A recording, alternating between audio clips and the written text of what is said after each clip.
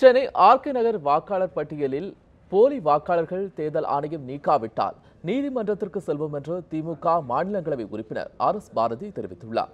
RK நகர் தொகுதியில் 43,000 போலி வாக்காளர்களை நீக்க கோரி தலைமைச் செயலகத்தில் தலைமை தேர்தல் அதிகாரி ராஜேஷ் லக்கானியை சந்தித்து திமுக மாநிலங்களவை உறுப்பினர் RS பாரதி மற்றும் வழக்கறிஞர் கிரிராஜன் ஆகியோர் மனு அளித்தனர்.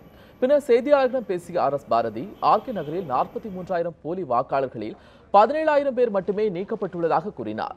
அனைத்து போலி வாக்காளர்களையும் நீக்காவிட்டால் நீதிமன்றத்தில் வழக்கு தொடுப்போம் என்றும் RS பாரதி தெரிவித்தார். வாக்காளர் அந்த பட்டியலிலே கொடுத்தோம். ஏறத்தாழ 43,547 வாக்காளர் அந்த பட்டியலிலே கொடுத்தோம். அதை நாங்கள் பரிசீலனை செய்கிறோம் என்று அவர்கள் உத்தரவாதம் தந்தார்கள்.